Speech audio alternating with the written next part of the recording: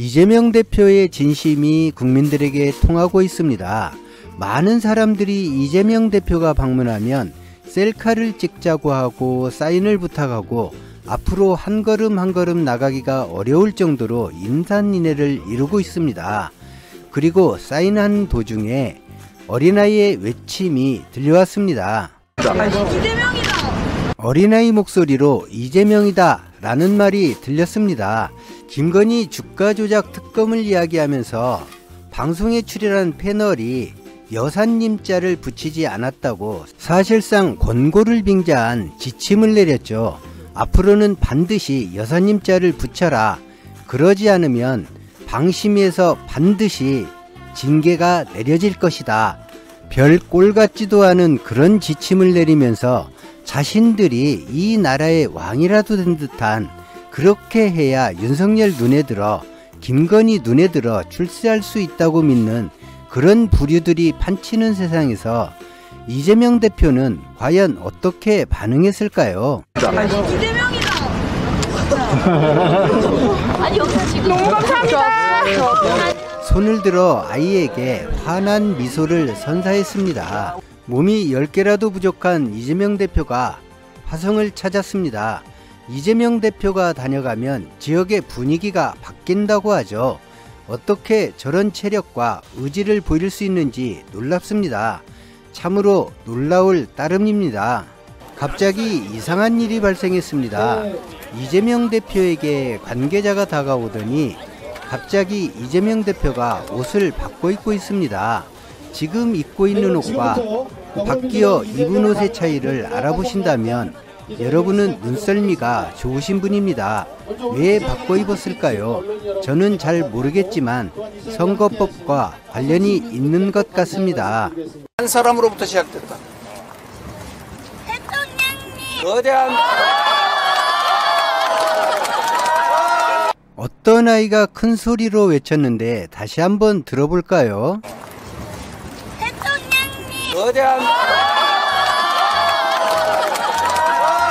대통령님이라는 어린아이의 외침에 모두가 웃음을 터뜨립니다. 하지만 신기하게도 전혀 거부감이 없습니다. 이재명 대표는 이 어린아이의 외침에 잠시 당황했습니다. 그 모습도 제법 귀여웠습니다. 시간이 가면 갈수록 여유가 넘치는 이재명 대표가 기자로부터 제3지대, 중도, 경기지역 판세에 대해서 질문을 받았습니다. 네, 대표님, 오늘 방문하신 지역은 제3지대도 공을 들이는 장소인 만큼 중도층 유권자 표심 공략이 중요하다고 하는데 혹시 민주당은 이에 전략이 따로 있을지 여쭙고 싶습니다. 제3? 저기 말하는 건가요?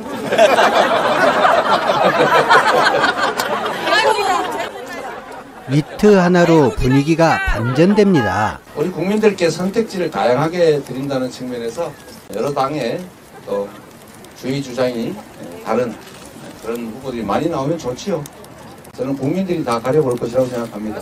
기자회견이 끝나자 이제 공식적인 답변이 아니라 마음 편하게 할 말 하겠다고 발언을 시작했습니다. 함께 공식적 언어를 쓴 것이고 정말 우리가 하고 싶은 얘기 한번 해야 되지 않겠습니까? 여기 많은 후보들 계신데 솔직히 아무리 폄하하고 깎아내려도 국민의힘 후보보다는 100배 낫지 않습니까, 여러분?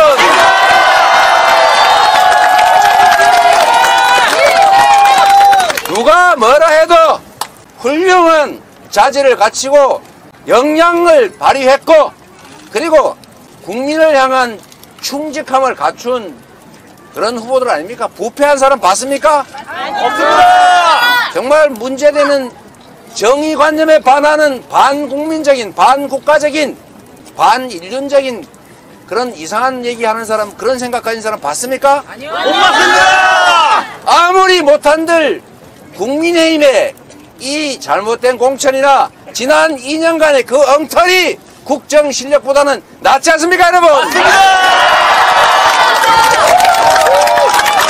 지난 2년 동안 우리 국민들이 국가 권력을 막 줘놨더니 윤석열 그리고 정부 여당 대체 뭐 했습니까? 한 개 딱 몇 가지 있어요. 경제 폭망시켰죠? 말할 필요가 있습니까? 민생 파탄 지경이죠? 거기다가 외교 안보 엉망진창으로 해가지고 세계 외톨이가 되는 바람에 세계 최대의 우리 무역 흑자국이 무역 적자국이 돼버렸어요. 중국이 우리의 거의 적이 돼가고 있습니다.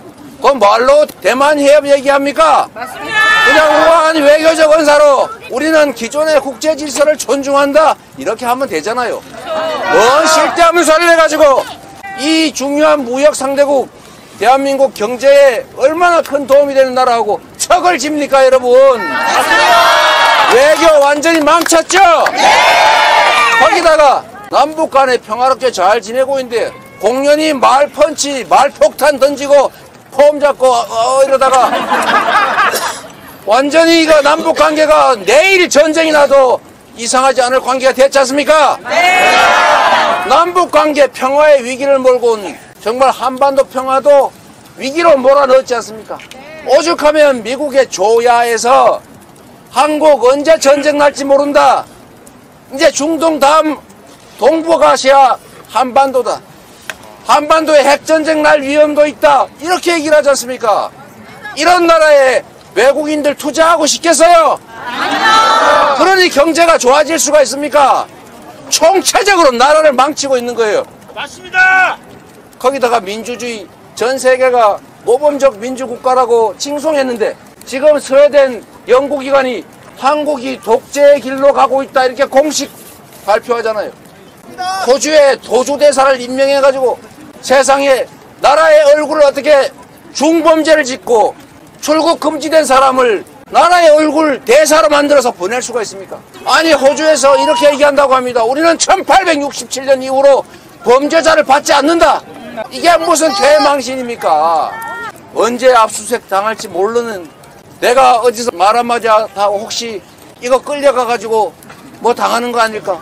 여러분 카톡 보낼 때 이제 걱정되지 않습니까? 전화할 때 도청하지 않을까 걱정되지 않습니까? 이렇게 민주주의 체제를 완전하게 망가뜨린 이 지난 2년간의 이 국정 실패에 대해서 그냥 넘어가실 겁니까? 아니요! 그냥 참을 겁니까? 아니요! 심판해야 되겠죠? 네! 4월 10일은 심판의 날이다!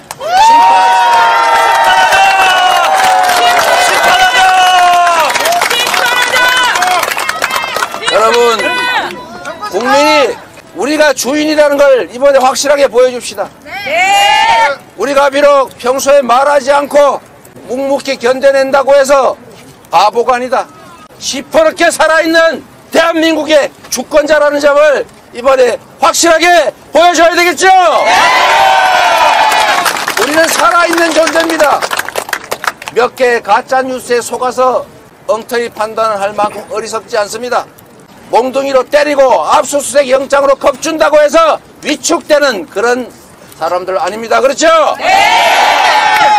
참고 참지만 이번 4월 10일 심판의 날에 국민이 얼마나 무서운 존재인지 우리가 얼마나 대단한 존재인지를 확실하게 증명해 보입시다 여러분.